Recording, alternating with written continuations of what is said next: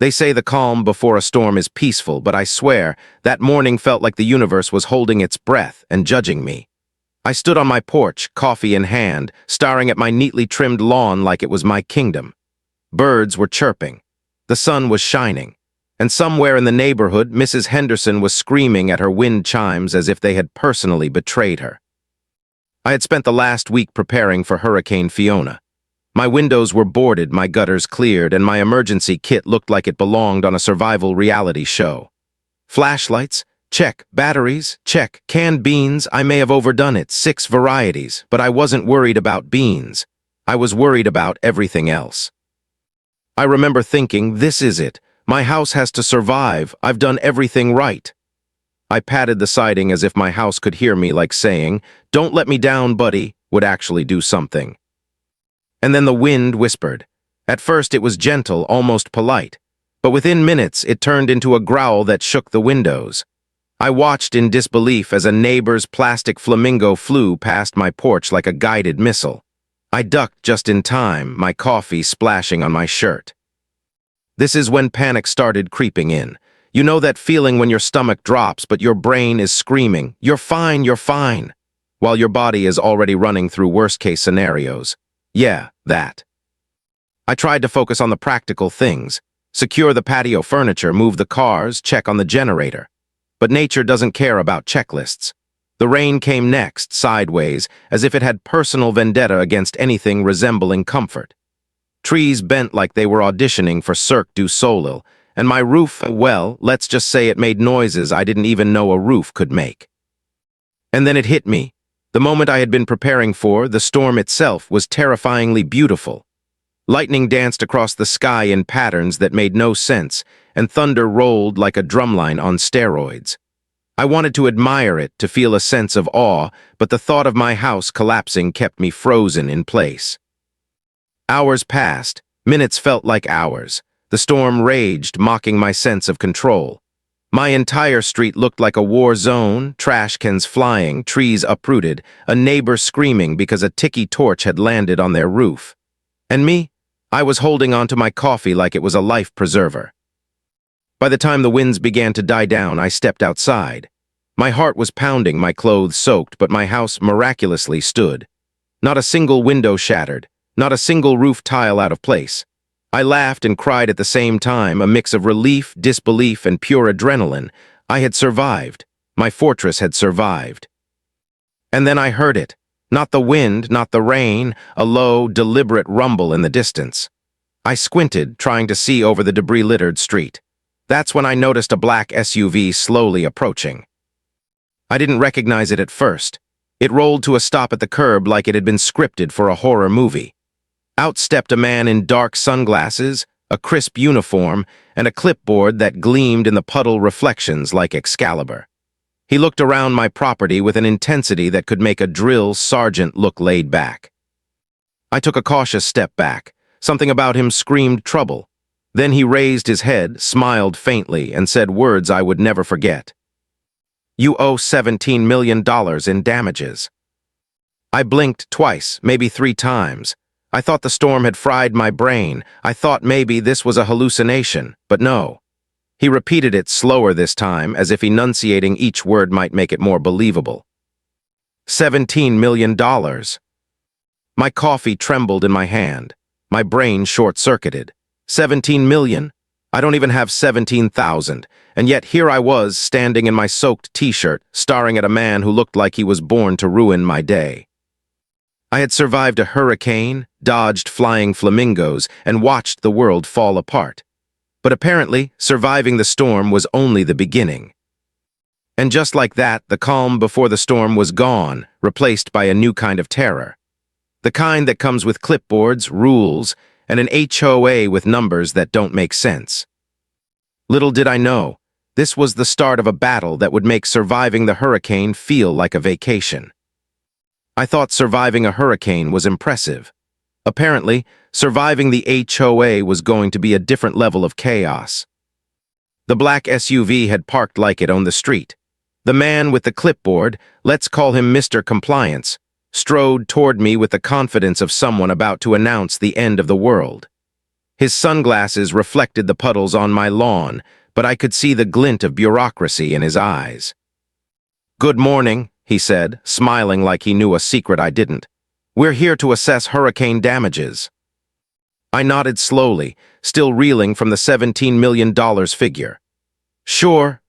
Come on in," I asked, realizing halfway through that inviting someone with a $17 million demand into my house might be the dumbest thing I'd ever done. They didn't actually come inside. No, they hovered around my property like hawks, clipboards out, cameras snapping, rulers extended. Every step they took made me feel like I was on trial. I swear one of them measured my mailbox. And yes, the mailbox. Apparently it was non-compliant with neighborhood aesthetic standards. "This mailbox could cause structural instability in neighboring properties," Mr. Compliance said, dead serious. I laughed, out loud. Then I realized I was crying. Somehow both were true. They circled the house, photographing the roof tiles like they were evidence in a murder case. I wanted to shout, "It survived a hurricane, isn't that enough?" But of course I didn't, because nothing is ever enough when the HOA shows up. At one point, a younger inspector knelt near my garden gnome. "This is in violation," he whispered. "It's facing east, not northeast." I had to sit down. I wasn't sure if it was fear, exhaustion, or pure disbelief. I mean, the storm had spared my house, but the HOA clearly had other plans. Plans that involved meticulous notes, laser measurements, and a creativity in finding violations that should honestly be illegal. And then it happened. Mr. Compliance cleared his throat and pulled out a tablet. "We have calculated your total damages," he said, "including minor landscaping, roof alignment, and mailbox penalties." He paused for effect. $17 million. I laughed again, then I realized it wasn't a laugh. It was hysterical screaming disguised as humor. $17 million? I asked, my voice cracking. Are you joking?" He shook his head. "We do not joke about covenant violations." I tried to explain calmly that my house literally survived a hurricane. I survived hurricanes before. I survived my ex's cooking. And now I was supposed to survive the HOA? And for $17 million. My brain short-circuited somewhere between disbelief and outrage. They didn't care, they didn't even blink. In fact, they seemed almost proud, like they had perfected some new art form, hurricane auditing. By now, a small crowd had gathered. Neighbors peeked from behind curtains, probably wondering if I had lost my mind, or if this was just standard HOA behavior. I couldn't blame them, even I wasn't sure. "Do you have proof of the hurricane?" I asked, desperation creeping into my voice. "Photos, news reports." Mr. Compliance tapped his tablet. "Proof is irrelevant if the damage isn't compliant with HOA standards. You owe this community, the covenants, and your neighbors $17 million. I swallowed hard, realizing that the storm that had tested the physical strength of my house had been nothing compared to this. This was psychological warfare. I was trapped. My own home, my sanctuary, now felt like a courtroom with storm debris as the backdrop. I wanted to run, I wanted to cry, I wanted to pour coffee on the tablet and tell them to calculate that loss too. But I stayed. I had no choice, because walking away didn't erase the claim, and worse, I suspected this was only the beginning. As the inspectors packed up, I noticed something in Mr. Compliance's smile. A smirk, just for a second. It was as if he knew the storm wasn't over. The wind might have calmed outside, but inside, my nightmare had just begun. I closed the door behind them, shaking. My house was still standing. The hurricane hadn't destroyed it. But the HOA? They had already left a mark far deeper than any storm could. And at that moment, I knew. Surviving this wasn't about shingles or gnomes or even hurricanes. It was about survival against an enemy that played by rules only it understood. Little did I know, the next visit would bring measurements so precise, accusations so absurd, and threats so ridiculous, that I would question if reality itself had been replaced by some twisted HOA simulation. The next day they came back. I should have known that once the HOA smelled blood, or in my case, a surviving house, they wouldn't let it go. The black SUV rolled up again, tires crunching over the wet grass like some ominous soundtrack. This time it wasn't just Mr. Compliance. No, he brought reinforcements. Two more inspectors, clipboards in hand, pencils behind their ears, eyes sharp as hawks. I swear, one of them even had a measuring tape that looked like it could detect the curvature of the earth. I opened the door and they didn't bother with pleasantries.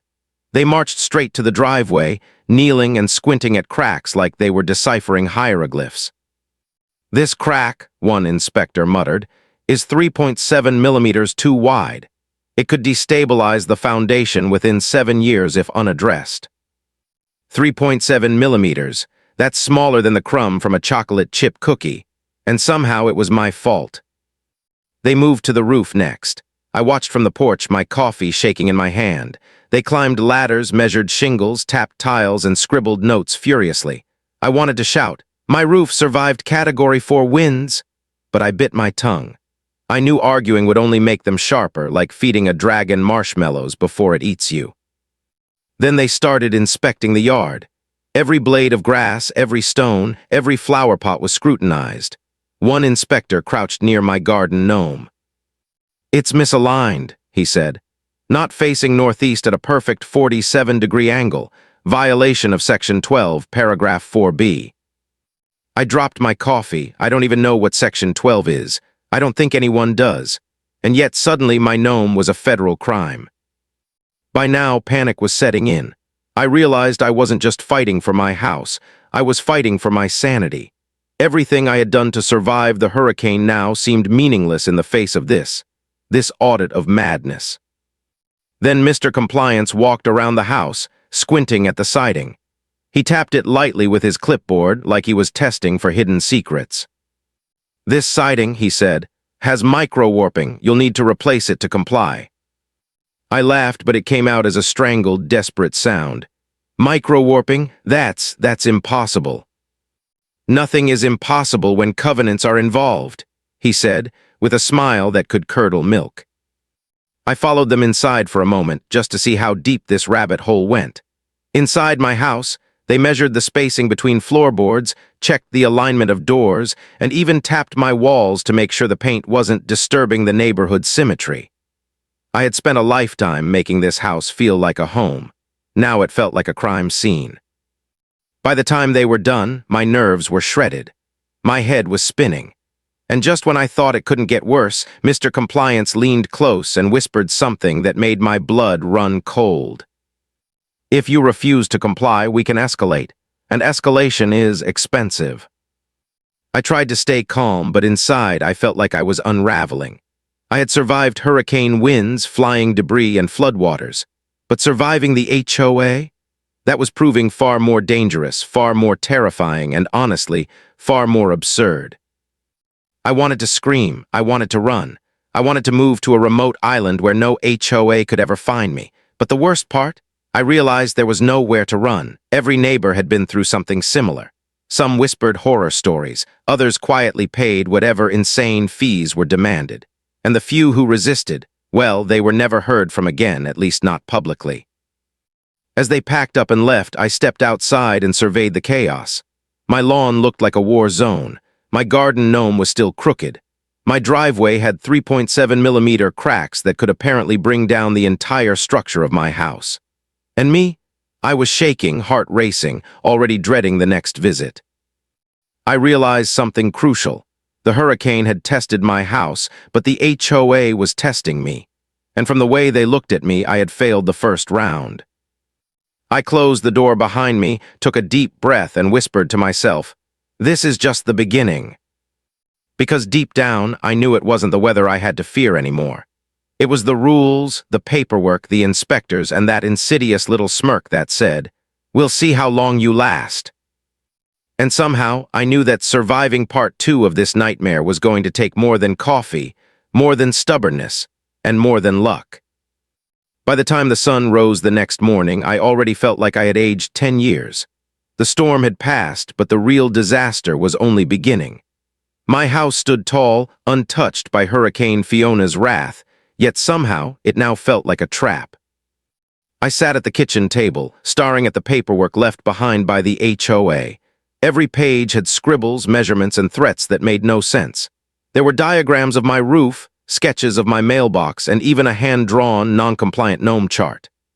I had survived a hurricane, yet this bureaucratic madness had me questioning reality. I tried to fight it logically. I emailed them. I called. I politely asked for clarification. Their responses were swift, cold, and filled with jargon that sounded like it had been invented purely to torture homeowners. Words like covenant enforcement and escalated assessment made me want to pull my hair out if I had any left after the stress. Then came the ultimatum.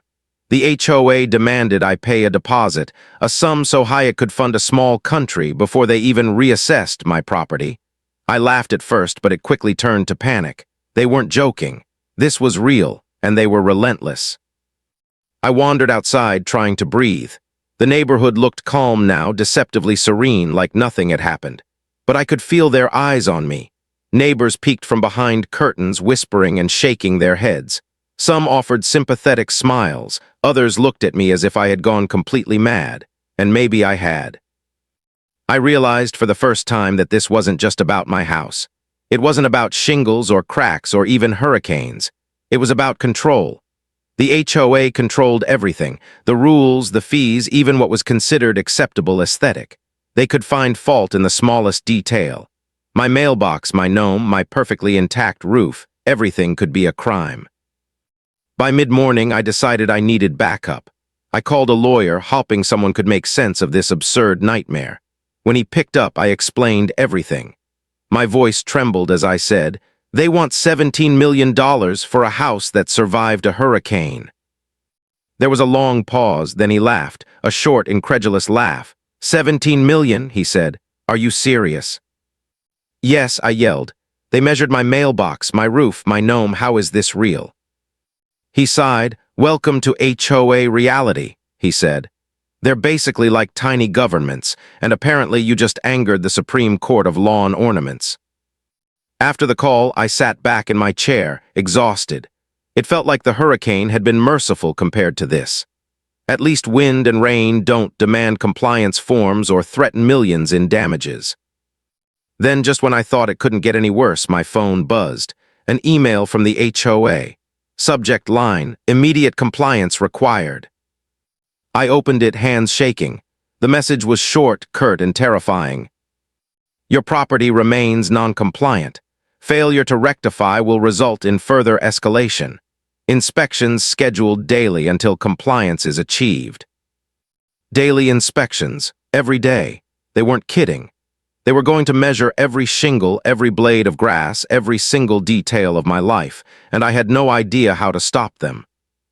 I stared at the email, feeling trapped, panicked, and absurdly exhausted all at once. I had survived the hurricane.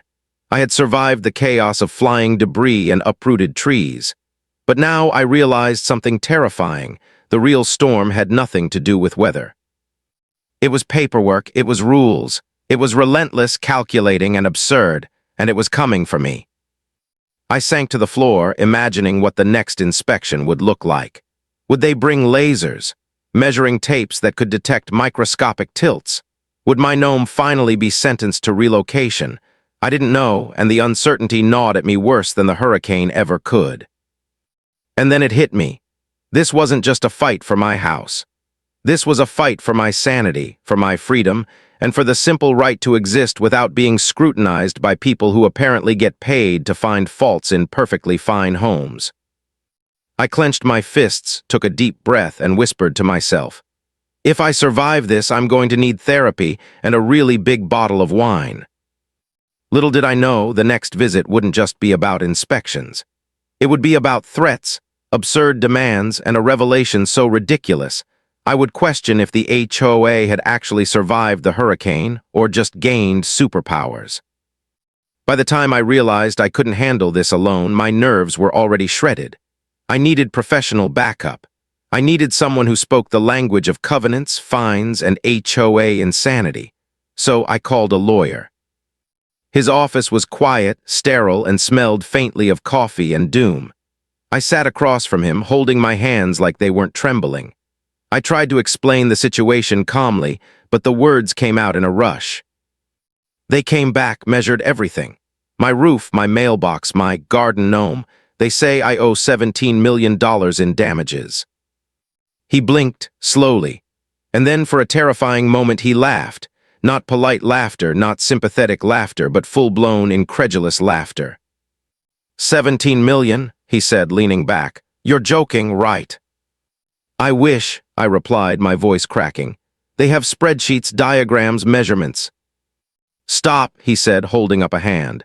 "I don't want to hear it. I want to believe this is fiction, but unfortunately," he trailed off, looking grave, "this is exactly how HOAs operate, and apparently yours has creative enforcement." Creative enforcement. Those words would haunt me forever. I had survived hurricanes, flying debris, and near collapses of my sanity, but now I was staring into the abyss of HOA bureaucracy, and it was terrifying. He went over my options. Mostly they were horrifying: pay up, fight and risk astronomical legal fees, or negotiate knowing that negotiation usually meant giving in to their absurd demands. He handed me a folder of documents and said, "Read this, cry if you must, then we plan." I left his office feeling heavier than I had ever felt in my life. The streets looked normal, calm, post-storm serene, but I could feel the invisible weight of the HOA pressing down on my shoulders. I couldn't escape it, not even inside my own home. Back at my house, I tried to focus on practical things.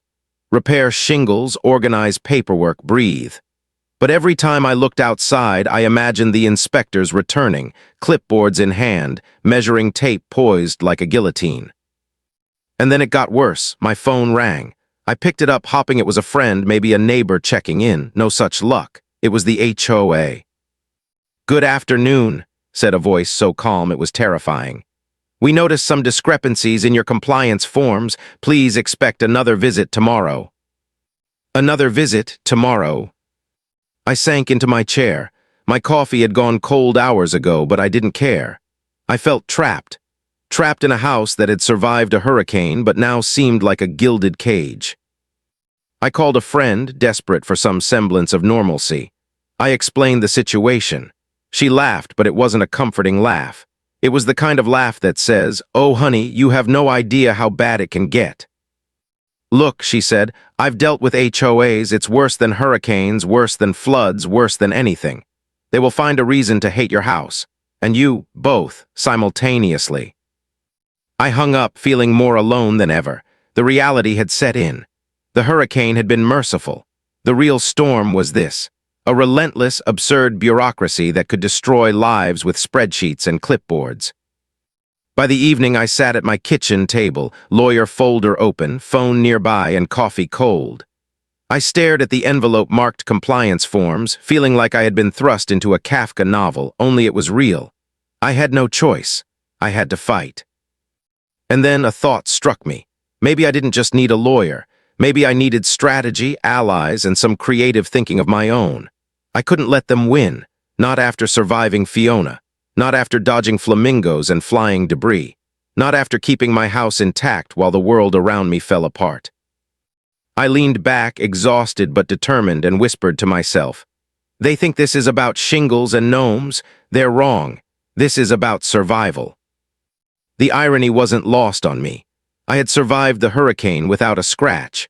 I had survived neighbors losing their minds, power outages, and the smell of soggy carpet. And yet, I felt more threatened by paperwork than a Category 4 windstorm. Somehow I had to turn the tide. Somehow I had to outwit an organization that thrived on absurdity. And somehow I had to keep my sanity intact. Little did I know, the next part of this battle would push the HOA's creativity to terrifying new heights.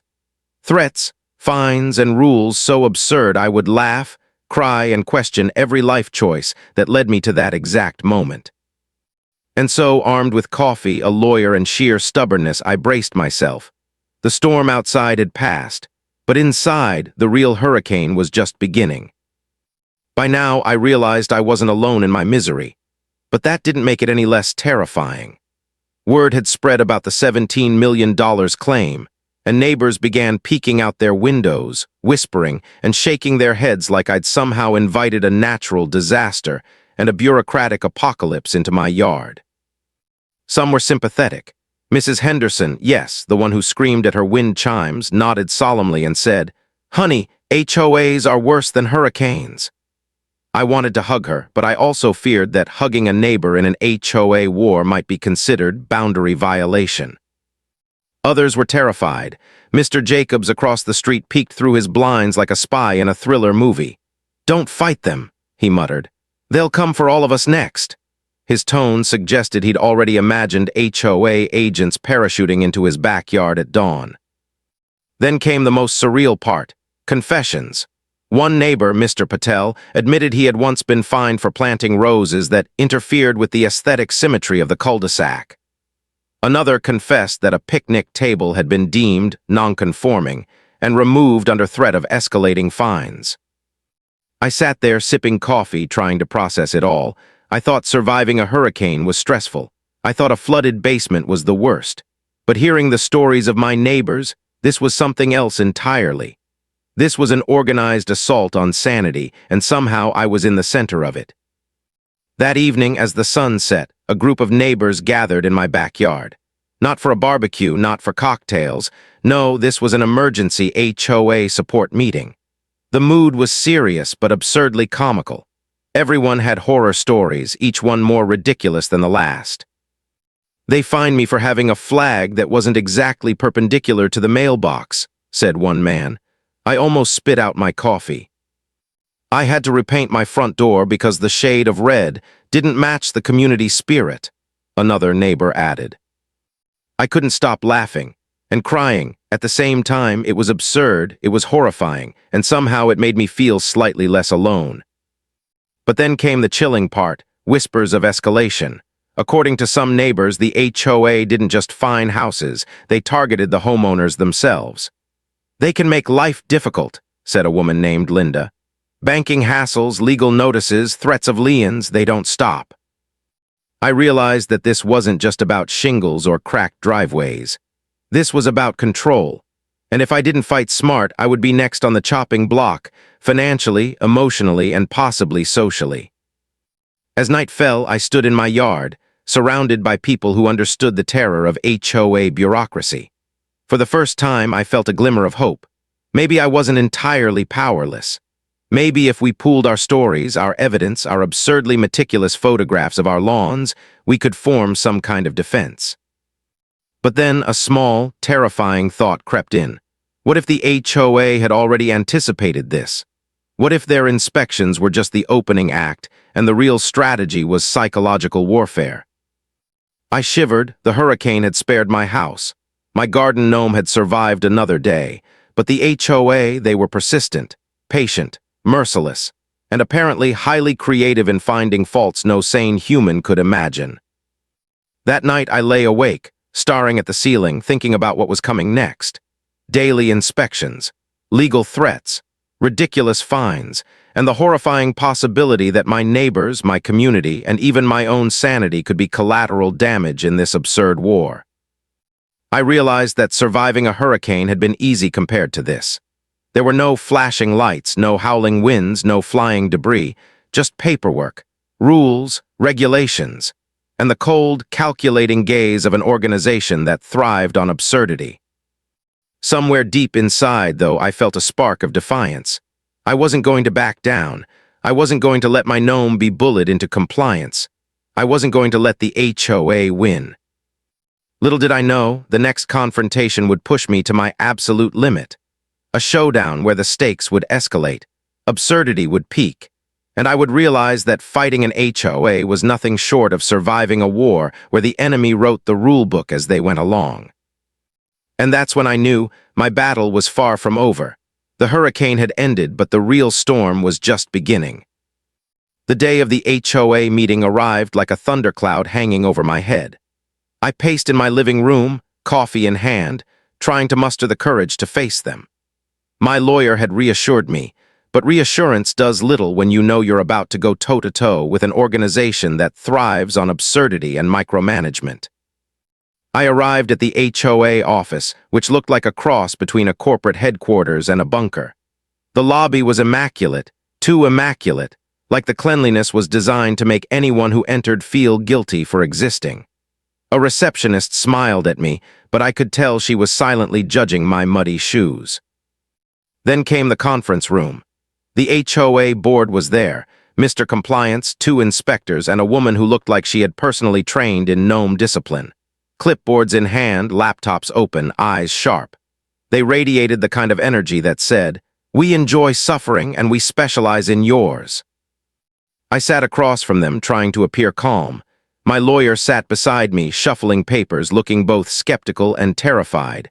I realized then that this wasn't going to be a negotiation. This was a battle. Mr. Compliance stood and began with a slide presentation. Charts, graphs, and aerial photos of my property flickered across the screen. Every crack in the driveway was highlighted.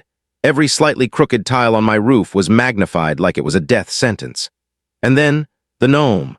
A photo so large it took up half the screen. Its tiny ceramic face staring out at me like it had betrayed the HOA personally. "This gnome," Mr. Compliance intoned, "is non-compliant. It poses a potential threat to neighborhood conformity and aesthetic standards." I opened my mouth to protest. I started with, "It's a garden gnome," but my lawyer grabbed my arm. Apparently, interrupting an HOA official mid-sentence was more serious than treason.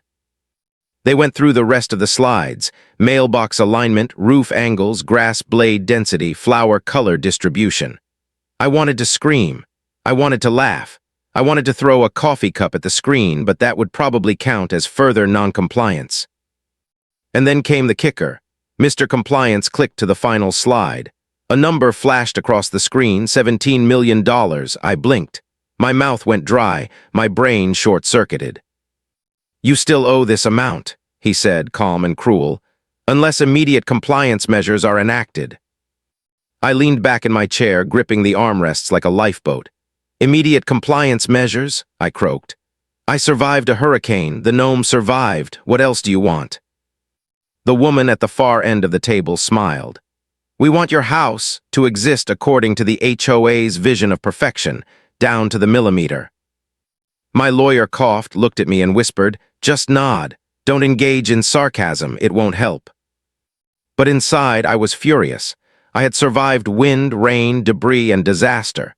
Now I was being measured, judged, and threatened by people who seemed to enjoy the sound of their own rules. I clenched my fists. Something inside me snapped. "I survived a hurricane," I shouted. "My house is fine, my roof didn't fall, my gnome didn't move. Why is this worth millions of dollars?"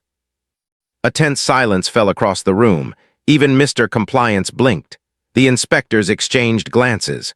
The gnome, well, it didn't move, but I swear it looked smug. Then the woman leaned forward, her eyes cold. "You misunderstand," she said. "This is not about survival, this is about compliance." I realized then that this was their philosophy. They didn't care about reality. They didn't care about hurricanes, integrity, or common sense. They cared about rules. And as long as the rules existed, no amount of survival, luck, or logic would matter. The meeting dragged on for hours. Every argument I made was met with counterpoints so absurd I had to remind myself I was not hallucinating. At one point, they suggested that even the orientation of my welcome mat might violate neighborhood standards. By the end, I was exhausted, emotionally drained, and questioning every life choice that had brought me to this moment. But I also felt a spark of defiance. They thought they could intimidate me. They thought they could crush me with spreadsheets, slides, and garden gnome tyranny. They were wrong. As I left the building, my lawyer whispered, "We have a plan. It's unconventional, but it might just work." I nodded, a strange mixture of hope and dread coursing through me. The HOA had thrown everything at me: absurd fines, daily inspections, impossible standards. But this battle wasn't over. Not yet. And somewhere deep down, I knew one thing with certainty. Surviving a hurricane had been nothing compared to surviving the HOA.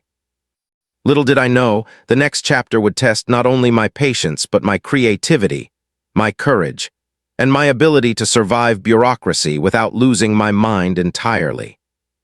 After weeks of inspections, fines, gnome measurements, and constant anxiety, the day had finally come for the final review. I walked into the HOA office, feeling like I was entering enemy territory for one last battle. My lawyer had whispered a plan that sounded borderline insane, But at this point, desperate times called for desperate measures. The board was waiting, clipboards in hand, eyes sharp. Mr. Compliance smiled like he knew he had already won. The woman at the end of the table gave me a look that could freeze water midstream. My heart pounded. My palms sweated. And yet I had one advantage they didn't anticipate, determination mixed with sheer stubbornness, and a lawyer who refused to bow down to nonsense. The meeting started with their usual theatrics.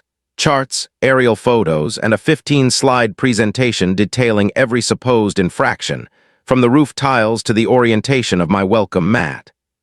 I bit my lip, resisting the urge to laugh, cry, and scream simultaneously. Then my lawyer stood. "Before we proceed," he said, voice calm but commanding, "let's review what actually happened during the hurricane and after. Let's compare it to the HOA's claims." They looked mildly annoyed, like someone had interrupted their favorite TV show. But we persisted. We presented photos of my intact roof, the unscathed gnome, my mailbox aligned according to reality, and documents proving that none of the damages were caused by negligence, only by a natural disaster that spared my home. The board murmured among themselves. My heart raced. Could this actually work? Could reason defeat this absurd bureaucracy? And then came the absurdity that finally broke the tension. My lawyer, in a moment of sheer brilliance, pointed to the gnome and said, "If your enforcement policies extend to lawn ornaments surviving natural disasters, then every homeowner with a gnome in the neighborhood will owe fines. Is that your intent?" The room went silent. I swear, even the gnome seemed smug. After a tense few minutes, Mr. Compliance adjusted his glasses, cleared his throat, and said, "After reviewing your evidence, we acknowledge that some claims were overstated." Overstated, my eyes widened. Could it be? Was reality finally crashing through the cloud of absurdity? "Therefore," the woman at the end said, voice tight, "the total damages are reduced to $5,000. $5,000 from $17 million. I felt like I had won a lottery I never bought a ticket for. Relief washed over me like a tidal wave. I laughed. I cried. I hugged my lawyer, who gave me a knowing look that said, "I told you this could work." But even as the board packed up and left, I realized the true victory wasn't just the money. It wasn't the gnome surviving. It was the realization that persistence, evidence, and a little courage could push back against absurdity. Back at my house, I walked through my yard. Everything was intact.